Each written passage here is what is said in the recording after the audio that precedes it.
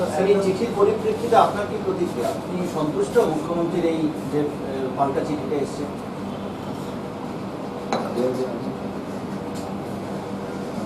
মুখ্যমন্ত্রীর চিঠিটা আমি পেয়েছি কালকে সন্ধ্যা,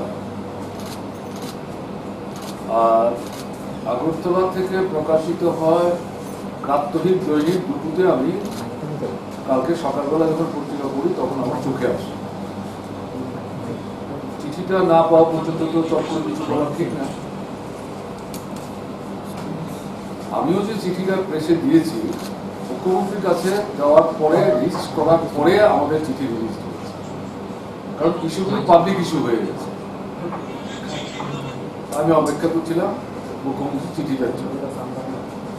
চিঠিটা আমি পড়ে দেখলাম, পত্রিকায় যা এসছে ব্রডলি এই দুটো পত্রিকা বিষয়বস্তুগুলো সেভাবে দিয়েছেন। শুধু সন্ধান পত্রিকার সম্পাদক মহোদয়ের তরফ থেকে তার নিজের যে কমেন্ট সেটা অ্যাডেড করেছে, এবং ওই কমেন্টটা কারেক্ট। তখনই পরে আমার যেটা মনে হচ্ছিল, এখন সবটা মিলিয়ে এখন ধরুন আমি যে চিঠি দিয়েছিলাম এটা যদি আবার বলি অনেক সময় যাবে, আপনারা জানেন সবাই, এটা অনেকেই ক্যারি করেছে। আমি ওখানে যাচ্ছি, সম্মানীয় মুখ্যমন্ত্রীর জবাব দিতে গিয়ে যেটা বলছেন, উনি ডিজি নিয়োগের পদ্ধতি সম্পর্কে বলছেন। সেটার একটা হিস্ট্রি আছে, এটা কিন্তু সেভাবে চিঠিতে রেফার্ড হলো না। আমার কাছে যা তথ্য আছে সেটা হচ্ছে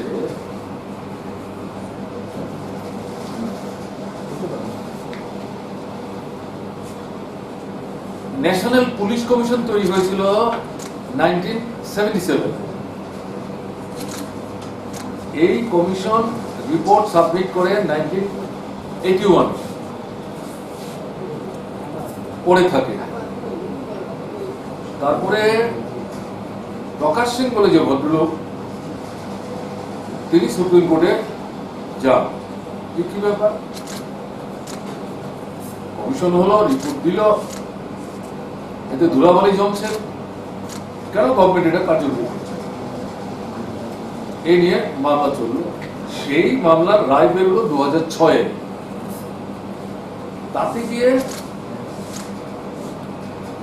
সুপ্রিম কোর্ট বিভিন্ন রাজ্যে কথা শুনবার চেষ্টা করেছে, তাদের কিছু অবজারভেশন আছে, সব মিলিয়ে কিছু কিছু নির্দেশাবলী তখন বেরিয়ে আসে। তাতে গিয়ে এই যে ডিজি অ্যাপয়েন্টমেন্টের প্রশ্ন, যে প্যানেল ইত্যাদি প্রশ্নটা আসলো, এটার ব্যাকগ্রাউন্ড হচ্ছে এখানে দেখা গেল আমাদের মুখ্যমন্ত্রী মহোদয় তিনি তাদের অবস্থানটা ডিফেন্ড করতে গিয়ে বলেন, আপনার সময় তো কেনেডি সিংকে আপনি নিয়েছেন, তাহলে আপনি এটা ভুলে গেলেন। দুটো পত্রিকা, কোন একটা পার্টিকুলার পত্রিকা তাদের মতো করে ক্যাপশন করেছে। তো এটা সঠিক রেফারেন্স হলো না, কারণ কেটিডি সিংকে যখন অ্যাপয়েন্টমেন্ট দেওয়া হয় as director general of police, সেটা হচ্ছে 1999 চিফ মিনিস্টার তার চিঠিতে মেনশন করেছে, সম্ভবত এপ্রিল মাসের কোন একটা তারিখ। এর আগে ত্রিপুরা আরেকজন ডাইরেক্টর জেনারেল পুলিশ ছিলেন, তিনি ত্রিপুরা নয়, তিনি পশ্চিমবঙ্গ থেকে এসে কাজ করছিলেন, থার্ড লেফটেন্যান্ট গভর্নমেন্টের সময়। এখন ওনার টেনিউর শেষ, মানে ত্রিপুরায় যতদিনের জন্য ওনাকে অ্যাপয়েন্ট করা হয়েছিল সেই সময় শেষ, উনি চলে যাবেন, গভর্নমেন্ট থেকে ছেড়ে দিচ্ছে। এবং এই পরিস্থিতিতে রাজ্যে সেই সময় যারা কাজ করছিলেন আইপিএস, তাদের মধ্যে সিনিয়র মোস্ট ছিলেন কেটিডি সিং। মাইক বিল চিঠিতে লিখেছেন 25 বছর হতে পারে, আমি আমার অতটা কমপ্লিট জানা, কিন্তু হি ওয়াজ এ সিনিয়র মোস্ট। এই না সিনিয়র মোস্টকে টপকে তার চাইতে জুনিয়র এরকম কাউকে ত্রিপুরায় যারা কাজ করছিলেন তাদের থেকে দেওয়া হয়েছে। এখন যেভাবে ব্যাপারটা উপস্থিত করা হলো, যে কাউকে ডিপ্রাইভ করে তাকে করলেন, এখন আমরা সমস্যায় পড়লাম, এটা কনসিডার করছেন না, এরকম ভাবে ব্যাপারটা আসছে। এটা আরেকটু সামনে দিয়ে বলা দরকার। তখন ক্যাটে গুয়াহাটিতে যেটা বসে, নর্থ ইস্টার্ন রিজিয়নে সেন্ট্রাল গভর্নমেন্টের যে অফিসার তারা তার কাছে যায়,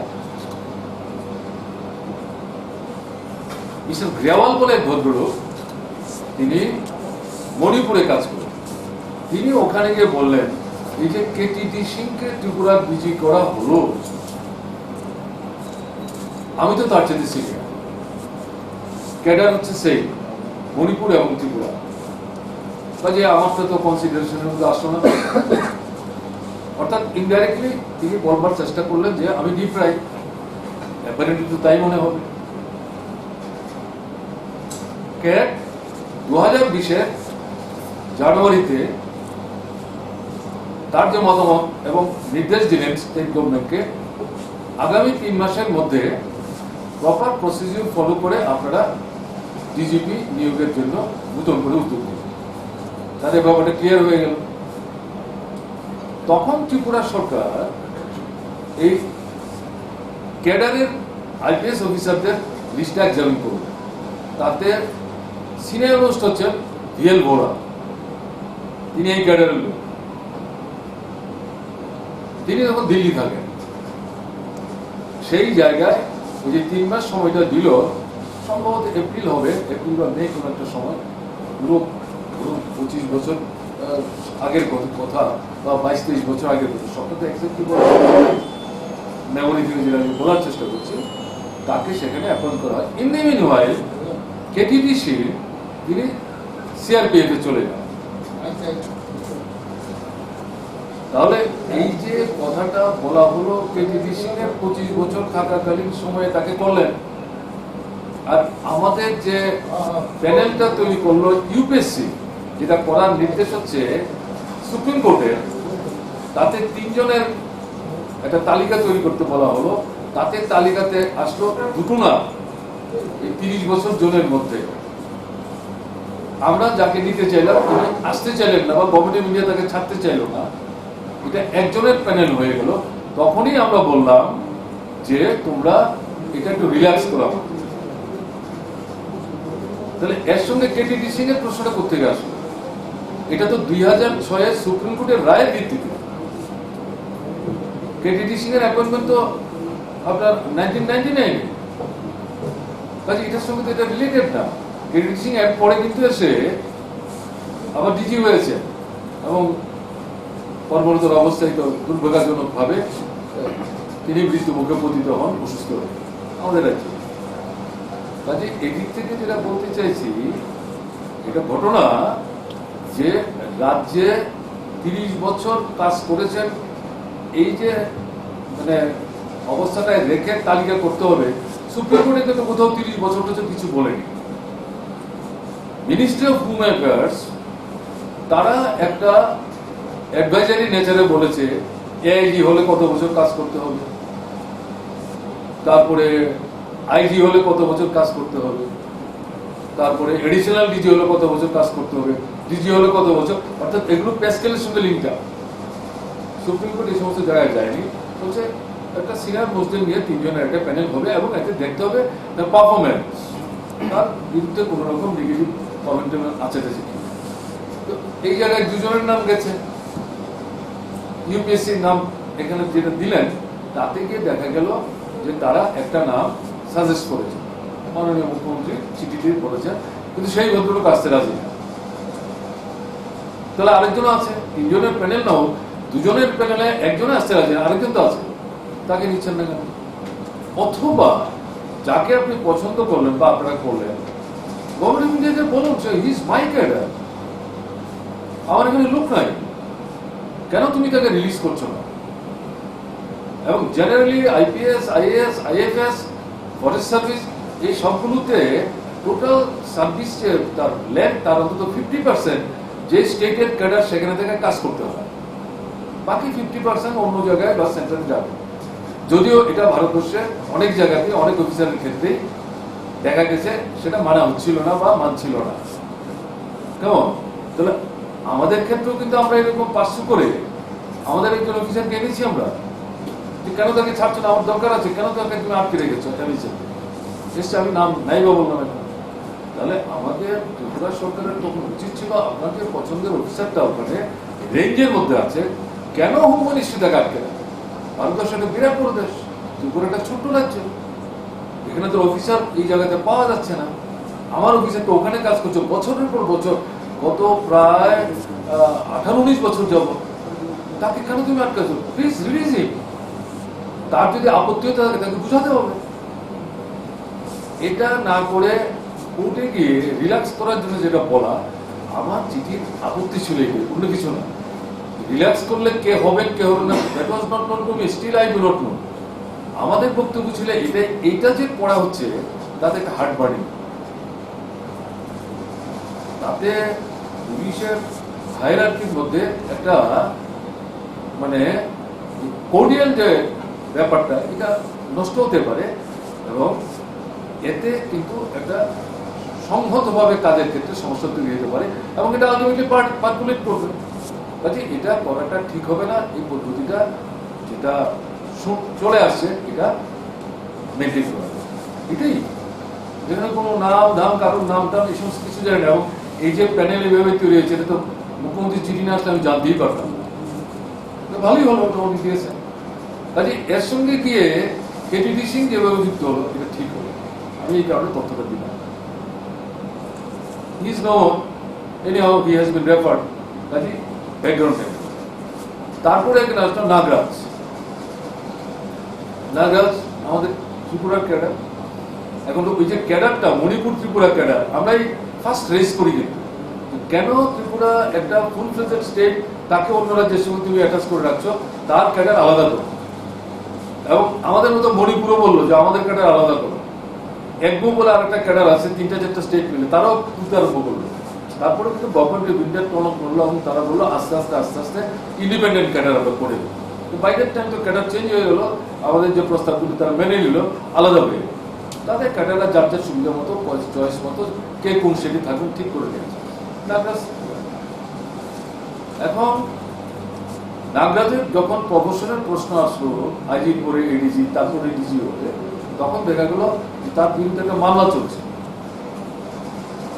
তার আয়ের থেকে তার মানে জমার টাকা বেশি, এই নিয়ে একটা মামলা হয়েছে, এতে সিবিআই মামলা চলছে। এবং এমএইচএ যেহেতু তারা সেন্ট্রাল গভর্নমেন্টের অফিসার, তারা একটা প্রসিডিং ড্র করেছে, কিন্তু এগুলি আমরা কিছু জানি না। সে ত্রিপুরাতে কাজ করছে, ত্রিপুরা ক্যাডার, তোমরা এরকম একটা ড্র করছো মামলা, হয়তো করতেই পারো। আমাদের কাছে জিজ্ঞেস করা উচিত ছিল, কেউ আমাদের জিজ্ঞেস করবে। উনি যখন তার প্রমোশনের প্রশ্নে গভর্নমেন্টকে অ্যাপ্রোচ করেন, আমরা তখন এই জিনিসগুলো দেখার পর বললাম যে তোমার বিরুদ্ধে একটা মামলা চলছে, until and unless it is clean, কি করে তোমাকে আমরা প্রমোশন দেব? তখন কাগজপত্র আসতে শুরু করলো আমাদের কাছে। তাতে গিয়ে দেখা গেল এই ধরনের একটি মামলা দিল্লিতে প্রমোশনাল জোন, ডিজি জোনের মধ্যে চলে এসছেন, এই একজন আইপিএস অফিসারের বিরুদ্ধে চলছে। সেই জায়গাতে দেখা গেল প্রভিশনালি তিনি অ্যাপয়েন্টমেন্ট পেয়েছেন, এবং এরকম মামলা সুপ্রিম কোর্টে যাওয়ার পরে সুপ্রিম কোর্ট একটা ভার্ডিক্ট দিয়েছে যে প্রমোশনাল জোনে যদি কোনো অফিসার চলে আসে এবং তার বিরুদ্ধে যদি কোনো মামলা থাকে, সেই মামলাটা চার্জশিট সাবমিট করার পর 2 বছরের মধ্যে যদি শেষ না হয়, অনন্তকাল তো এটা চলতে পারে না। শেষ হচ্ছে না যদি দেখা যায় যার বিরুদ্ধে মামলা অভিযুক্ত তার কোনো দোষ নেই, মামলাটা যারা চালাচ্ছেন তাদের কারণে শেষ হচ্ছে না, তাহলে ওয়াই হি শুড সাফার? কাজে তাকে প্রভিশনালি তোমরা প্রমোশন দাও। মামলা শেষ হয়ে গেলে পর যদি দেখা যায় যে সে দোষী সাব্যস্ত হয়েছে, তাহলে প্রমোশনের সুযোগ সে এনজয় করতে পারবে না, সে ডিমোটেড হবে। কিন্তু তাকে এভাবে আটকে রাখা যাবে। এই কাগজ আসলো আমাদের কাছে, দিল্লি গভর্নমেন্টের এই অভিজ্ঞতা আমরা নিলাম, ডিইউপিটির কাছ থেকে আমরা ওপিনিয়ন চাইলাম, তারপরে যে সিবিআই তাদের কাছে আমরা জানতে চাইলাম। সবাই মিলে বললো এটা মামলা চলছে, কাজে এটা শেষ না হওয়া পর্যন্ত তো সমস্যা আছে। কিন্তু যদি তোমরা তাকে দিতে চাও, আমরা যখন দিল্লির রেফারেন্সটা দিলাম, দিল্লিতে তো এরকম দিয়েছে, এক যাত্রা তো কৃতজ্ঞ হয় না, সে তো আইপিএস ক্যাডার, গভর্নমেন্ট অফ ইন্ডিয়ার ক্যাডার, সেও আইপিএস গভর্নমেন্ট অফ ইন্ডিয়ার ক্যাডার, তারটা যদি আমি না করি তাহলে তো এটা আমাদের বিরুদ্ধে একটা অভিযোগ হয়ে যাবে। তখন এই প্রশ্নটা আসলো, ইয়েস, তাকে করতে গেলে প্রভিশনালি করতে হবে। আমরা ক্যাবিনেটে আলোচনা করে ওই প্রভিশনে তাকে আমরা দিলাম। কি বললাম যে তোমাকে আমরা এই দায়িত্বটা দিলাম, কিন্তু কোর্টের মামলা শেষ হওয়ার পর যদি দেখা যায় রায় তোমার বিরুদ্ধে গেছে, তাহলে কিন্তু তুমি ডিমোটেড হয়ে যাবে এবং এই প্রফেশনাল এভিনিউজটাকে এনজয় করে তোমার সিনিয়রিটি স্কেল টেল যাই, এগুলো কোনো কিছু কিন্তু তুমি পাও। You have to accept it, কারণ তার সামনে অন্য কোনো বিকল্প নাই। সে বলছে অলরাইট, আমার তো তাতে কোনো আপত্তি নেই, আমি তো এইভাবেই চাইছি। অ্যাকর্ডিংলি আমরা তাকে বাছাই করে নিয়েছি এবং যখন করা হয় তখন তার 31 বছর সার্ভিস, নট বিলো 30। কাজে এখানে হঠাৎ করে দেখা গেল এটাও চলে আসে। ইন দি মিনওয়াইল আমাদের গভর্নমেন্ট থাকার সময় তখন তাকে আমরা ইলেকশন ওয়াজ অফিং, তাতে মামলা যেহেতু চলছে আমাদেরই মনে হয়েছিল তাকে ডিজির মতো জায়গায় রেখে ইলেকশন করতে যাওয়া ঠিক হবে না। ইলেকশন কমিশন নিশ্চয়ই তাকে চেঞ্জ করার চেষ্টা করতে পারে।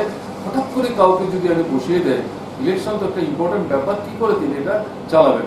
কাজে এই জায়গায় তাকে শিফট করে আরেকজন অফিসারের এখানে দায়িত্ব দিতে হবে।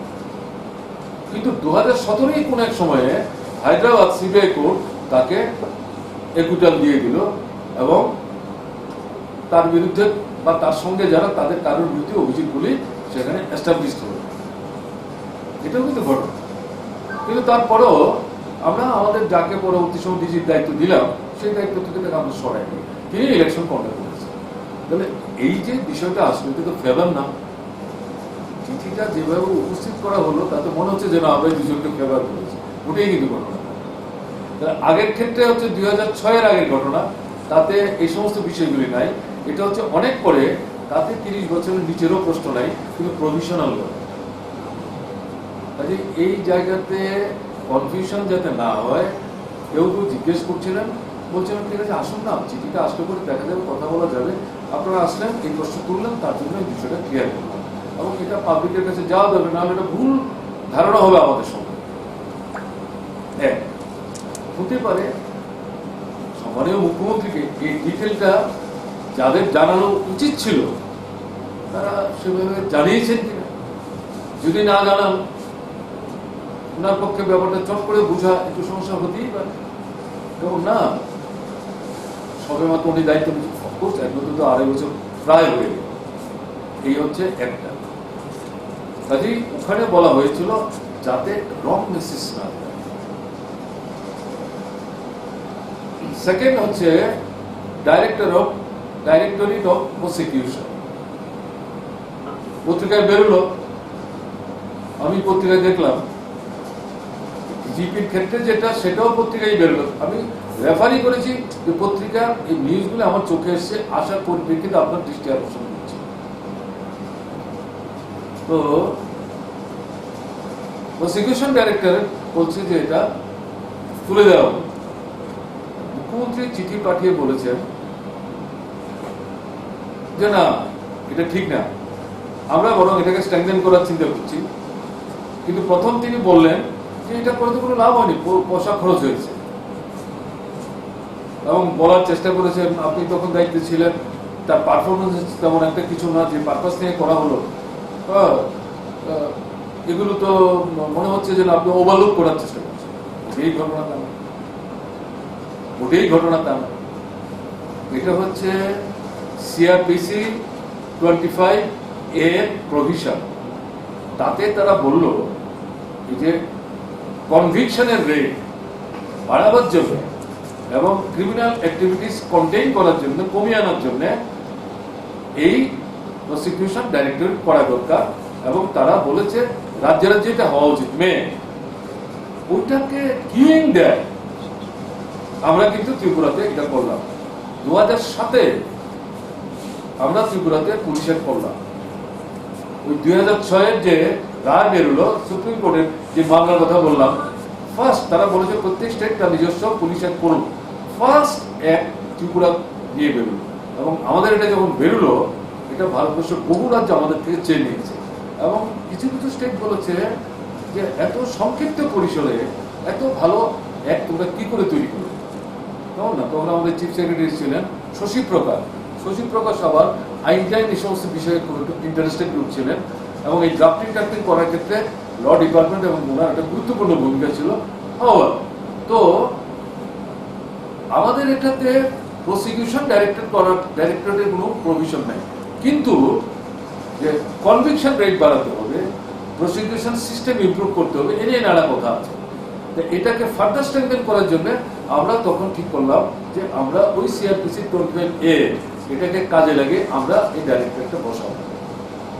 2010-এ সেখানে তাদেরকে আমরা শুরু করার জন্য লোক নিয়োগের প্রশ্নে টিপিসিকে আমরা বললাম, ডাইরেক্টর একজন আর দুজন ডেপুটি ডাইরেক্টর, আর স্টাফ তো আলাদা।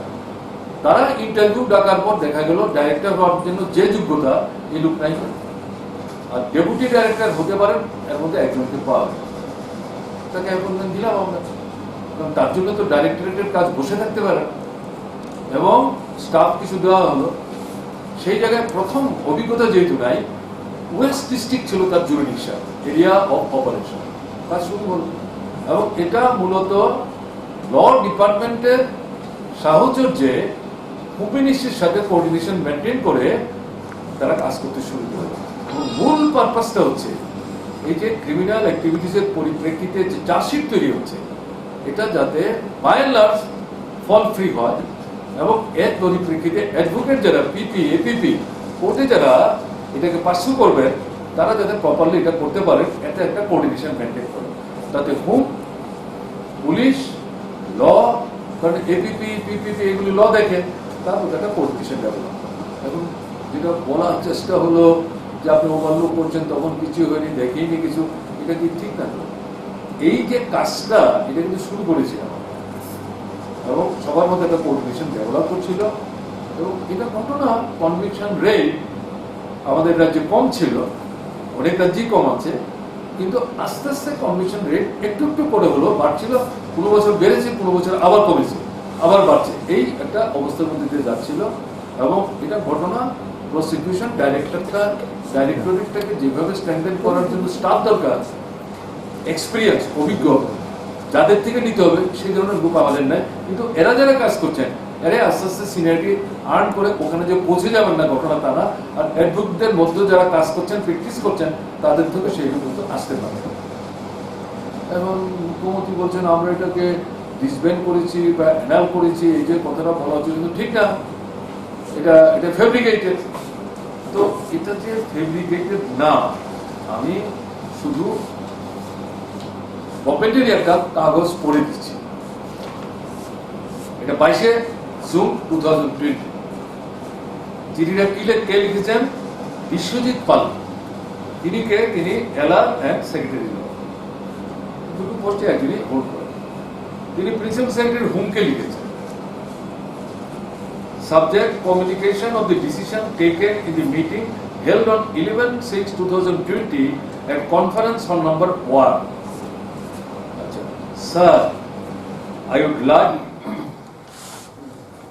তবে তোমাদের তো বন্ধ না, আমাদের তো চলবে, তাহলে আমি বলতে পারি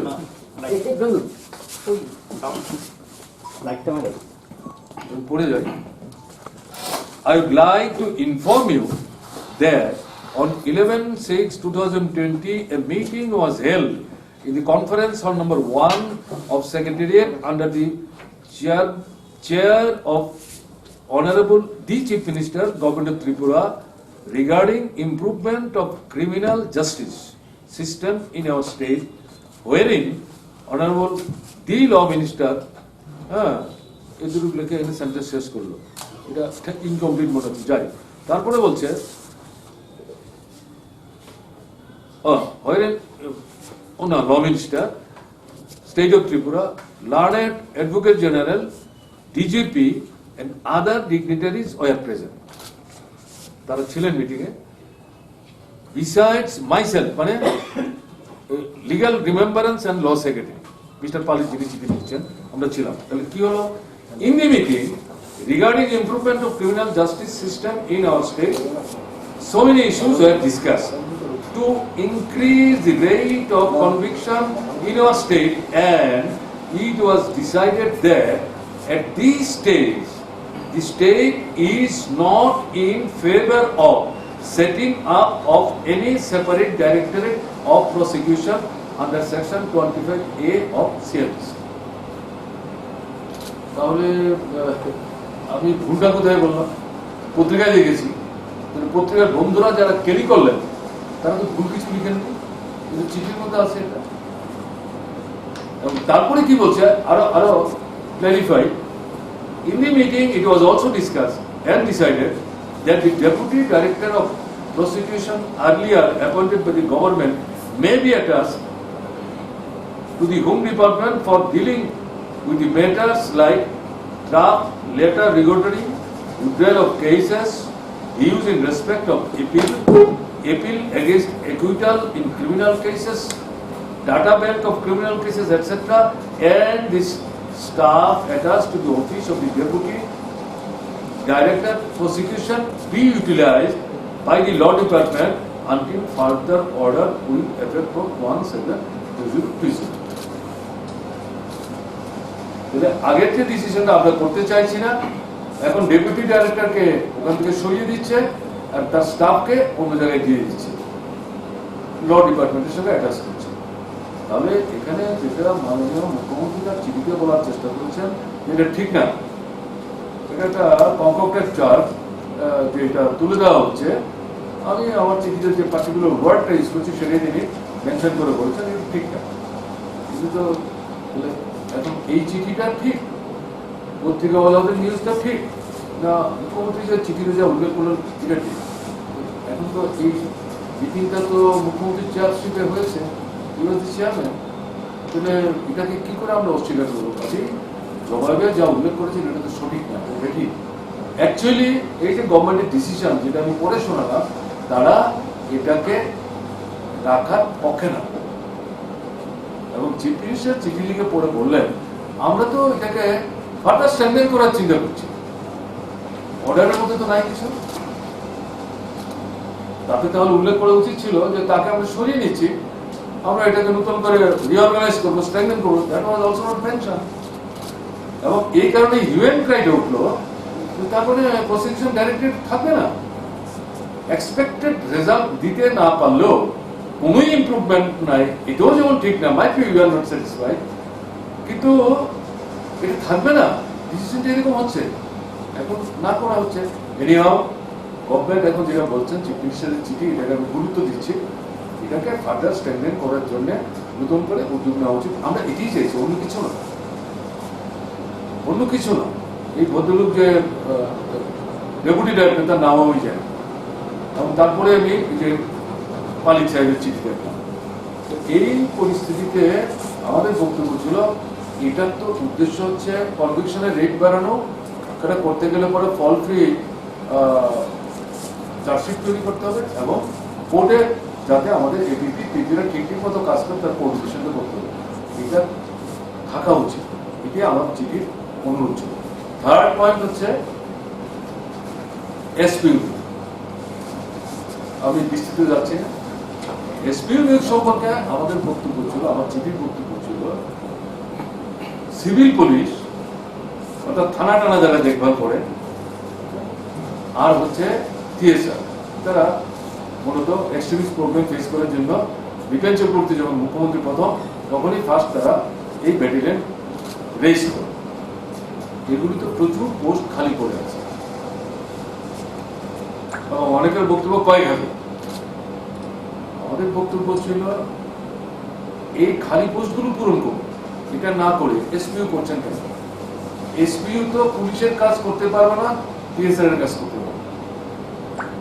শূন্যপদগুলি পূরণ করুন। এসপিও ত্রিপুরাতে করেছিলাম, ভিএল বড়া প্রস্তাব দিয়েছিলেন এক্সট্রিমিস্ট প্রবলেম, আমাদের লোক কম, সেন্ট্রাল কাছে যা দাবি করছি সেই ধরনের সিকিউরিটি ফোর্স দিতে পারছে না, তখন এক্সট্রিমিস্ট প্রোন যে ডিস্ট্রিক্ট বা যে থানা, সেই এলাকাতে ওই এলাকার ছেলে ডিএম এসপি আলোচনা করে তালিকা করে গভর্নমেন্টের অ্যাপ্রুভাল নিয়ে অ্যাপয়েন্ট করবেন তারা সিকিউরিটির কাজের জন্য যারা যুক্ত তাদেরকে হেল্প করবেন, এক্সট্রিমিস্টদেরকে কি করে কন্টেইন করা যায়, মোকাবেলা করা যায়, কন্ট্রোল করা যায়। এখন তো এক্সট্রিমিস্ট প্রবলেম নাই, এই সমস্যাটা নাই।